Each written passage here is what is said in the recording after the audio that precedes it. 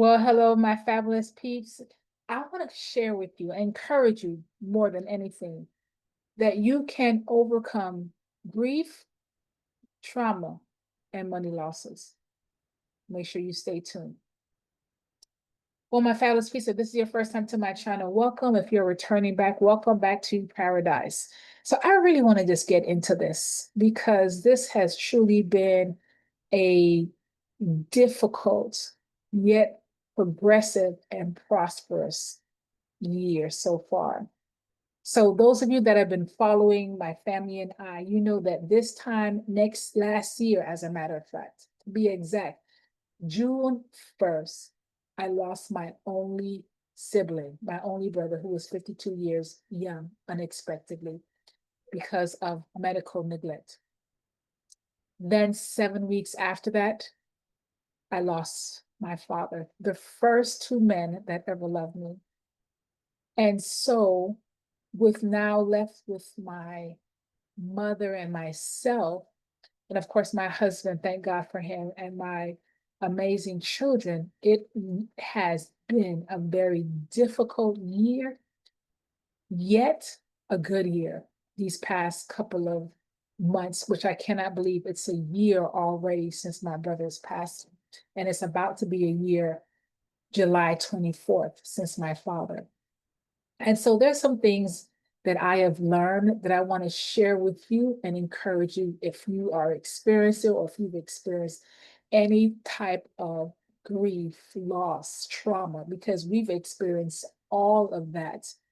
And what I have learned through those challenges and still learning, right? Because one thing about it, that when you experience trauma, you experience loss or grief, you never get over. But people say, oh, don't worry, in time you'll get over. You don't get over, but you do, with God's strength, learn how to get through. You learn how to be resilient. You learn, because first of all, it's a decision that it's not the end, it's the beginning, right? Because where there is life, there is still hope. And so I want to share with you what I've learned.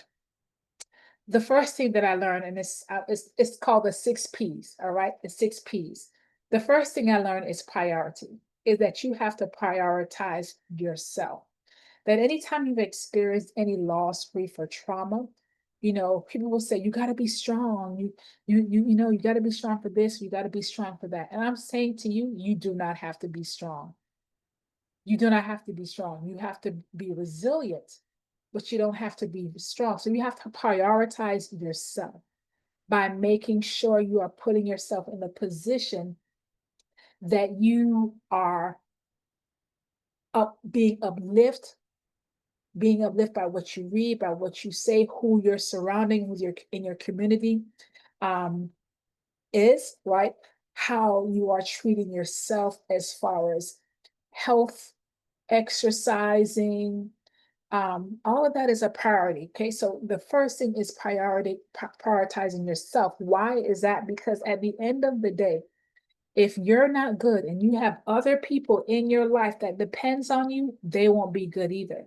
And that's something that I had to prioritize, because there are moments during this time where I did not want to be a wife, a mother, a daughter, none of that stuff whatsoever, because then that meant I was going to have to pour into somebody else. And there were days I didn't have anything to pour into myself.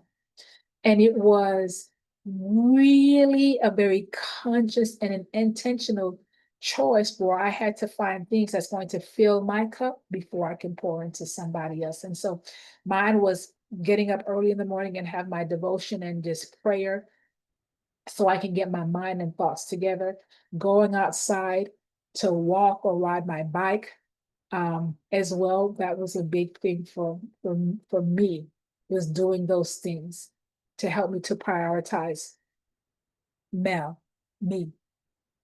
Which leads me to number two, that as I prioritize myself, the importance of prayer, and not only me praying, but knowing that others are interceding for me on my behalf. Because there are moments when you've experienced loss and trauma and all of that, that you can't even pray for yourself.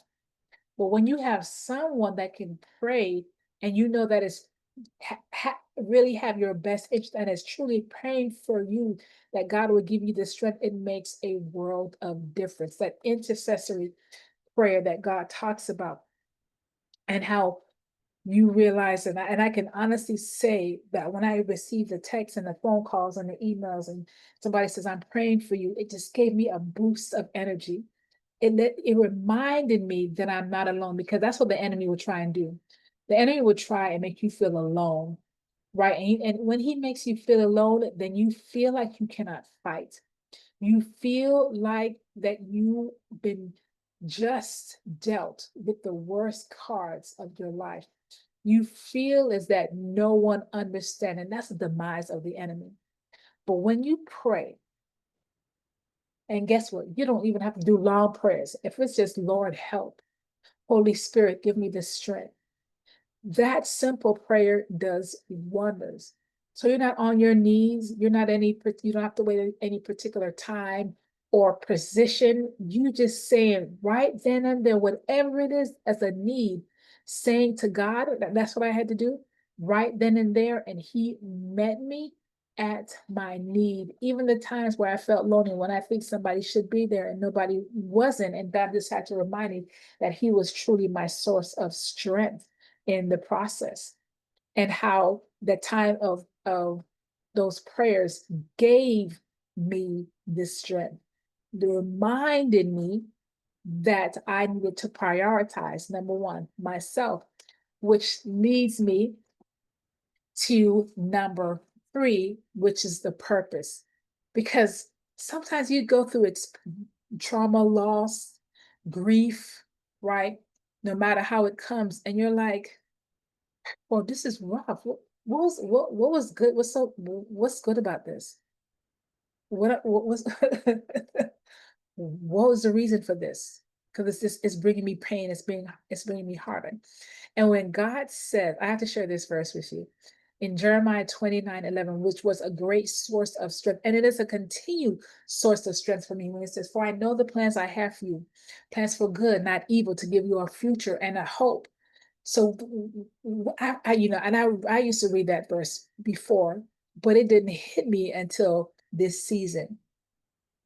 And I said, God knew that I was going to lose my brother at this time. God knew I was going to lose my father at this time. God knew this.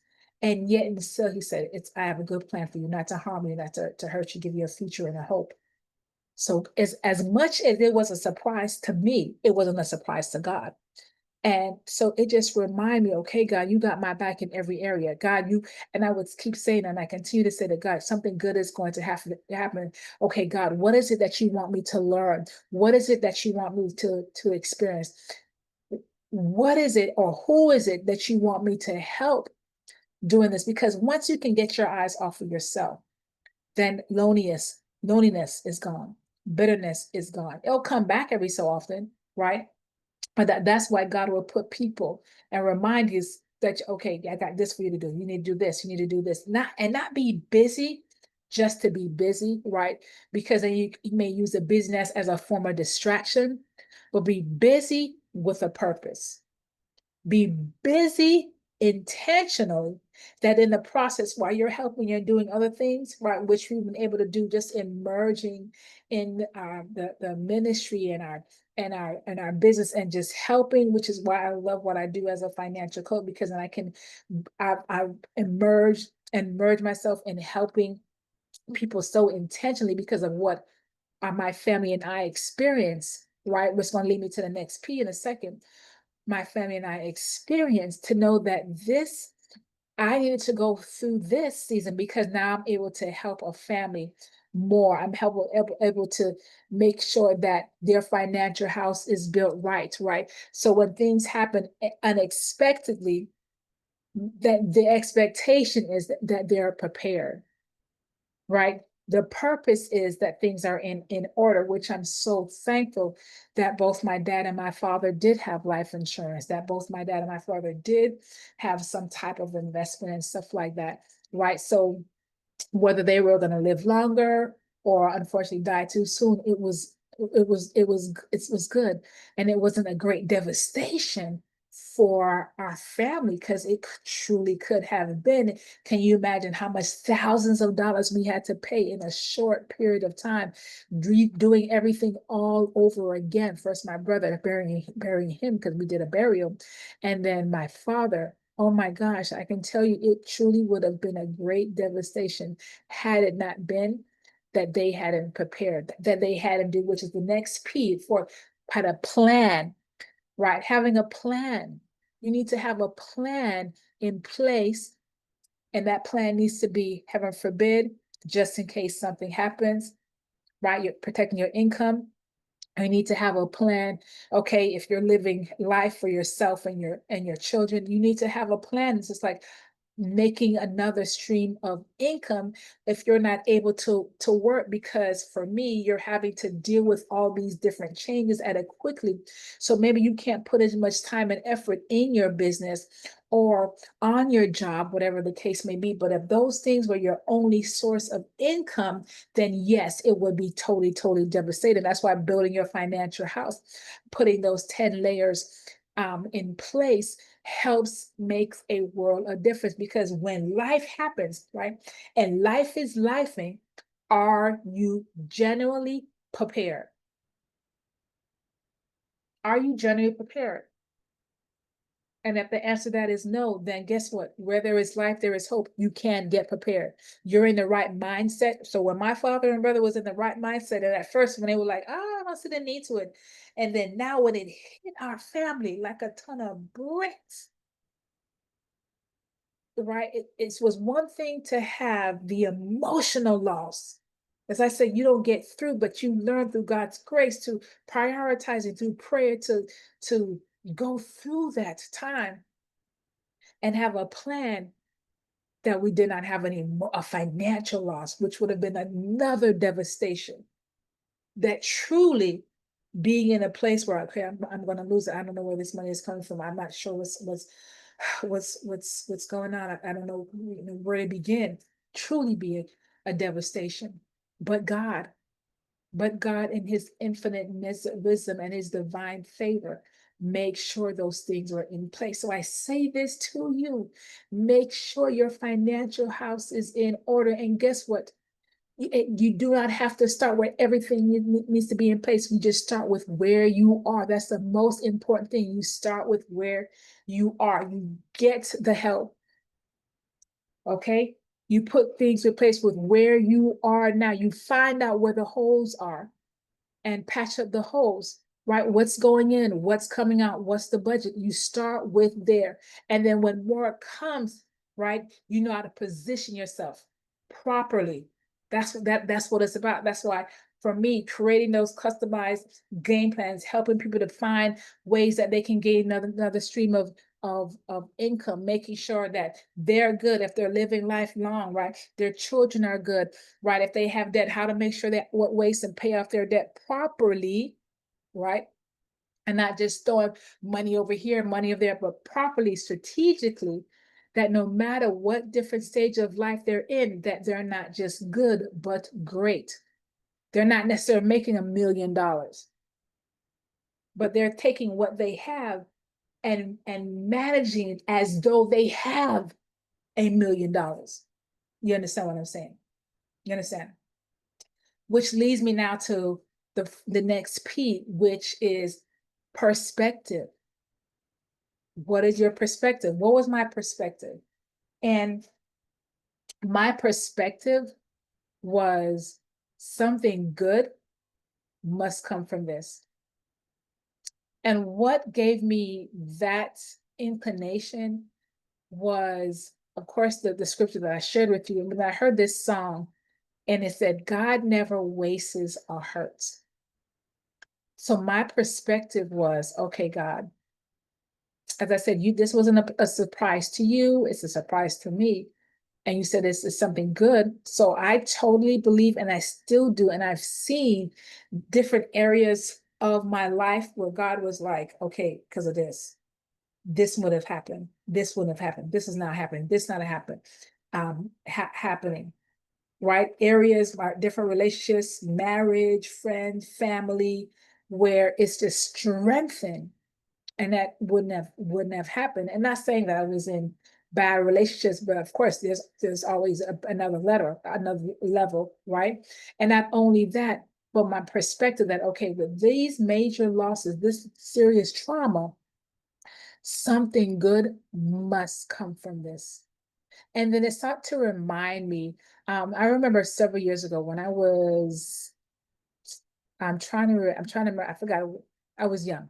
And I remember when, if you remember Adam Walsh, when he was kidnapped, and where I was living at the time, we lived very close to that mall. And when that happened, that was like such a big, I never even know that children can get kidnapped. You know, it was such a big deal in that time, in that season. And I remember we were seeing that in the news day in, day out. This little 6-year-old got kidnapped from the mall, and I see this and see this. And we were like, oh my gosh, how is this possible? This little boy. And then when they found him, you know, he was murdered. And then it reminded me how years later, where because of that loss, because of that trauma, because of that grief that family experienced, America's Most Wanted, one of the things America Most Wanted got started. And then Code Adam got started in different stories. When you see Code Adam, that's the indication that a child is missing, right? America Most Wanted, they were able to capture how many thousands of convicts because of that trauma that family experienced. Thousands were helped. And so I was reminded by that. Say something good is going to happen, because these losses, as the song say, God never wastes a hurt. These losses are not for naught. There is a purpose. Something great is happening. Something great is going to happen, right? Because my father always say, forward ever, backward never. So something good is happening. So that's the perspective that you've had when you've experienced grief and trauma and loss, that something good has to happen. Something good has to happen. Or I've even gotten people have called me and said, listen, I've heard you, Mel, I know you. Listen, I need to get my finances in order. What do I need to do? Or because of your loss, I've got this done for my family. Because of your loss, yeah, I'm going to go ahead and put this in place. I'm not running from you no more, right? I'm not hiding from you no more. I'm going to go ahead and put it in place. Yes, I didn't have it. I'm going to go ahead and put it in place because of your loss, because of my loss. So many other people have been saved. 2 losses, major loss. Others are being saved. Others are putting their financial house in order. I mean, how phenomenal is that? Which leads me to the last P, number 6, progress. Where now I say, where do we go from here? And as much as you don't get over a loss, or grief, or pain, right? I've learned to take the new normal and celebrate it. I've learned to be very intentional of my time with my family and those who I want to be with. I'm very intentional now of when someone says, oh God, you're so strong. How are you doing this? And I'm like, it's not me. It's God. It's God that's giving me the strength each and every day. So I'm not in the corner balled up, that I'm not crying constantly, right? That when I do have those moments, because I do have those moments, that I'm not staying in the moment, but I am having the moment and then quickly get out the moment, because I can afford to stay in the moment at all, because something needs me and I need me. My husband, my children, my family, my mother needs me and I need them.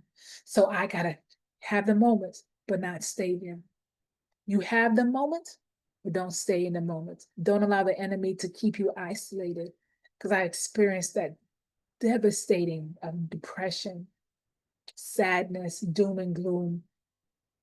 when there is so much more out there. And it is a process. I'm not saying that it's overnight. Let me tell you, it is not overnight, but you can overcome. And I'm so grateful too, is that my progress was making sure I was a part of communities, groups that understood what I'm experiencing and now was able to help us to experience the different highs and the lows and all those things that we go through. I'm so thankful. I'm so thankful.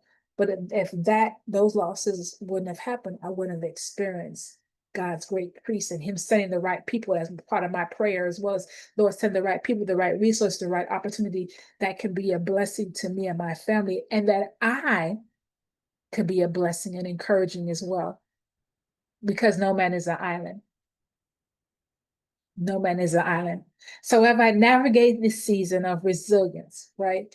In the link below, you see a website, Life Financial Resilient. Go ahead, click on it, join the email list to help you to navigate the new normals in your life, right? That when you do experiences, losses, and trauma, that you're able to go through. And not only that, if you're just looking to build your financial house right and tight, right, making sure your money's protected, making sure that whether you're here longer, that you're good. Whether you're trying to figure out, I need, teaching money, I need to have another stream of income. Can you help me? Yes, that's where my discovery link is also in there as well. But listen, you want to get on that email list, okay? Get on the email list. Get on the email list. All right, my fellas, peace. So leave a comment below and let me know which one of these P's resonate with you. Was it the P of priority, the P of prayer, the P of purpose, the P of planning, the P of perspective, or the P of progress? What resonated you the most, and what other things you want me to share as we navigate our different seasons, right? And making sure our financial house is built right and tight, to making sure that we are living a life of resilience no matter what happens, because life be laughing at the end of the day. All right. So thank you for allowing me to share. Can't wait to connect with you and see you in the next video. And make sure you reach out to me and click on the link below so you can join my email list. Join my email list. Click on the link, right? Life Financial Resilience. Let's get together. And like I always say, remember to pray, plan, and believe, because God is still in the business of doing miracles. Make it a great day. Bye, fabulous.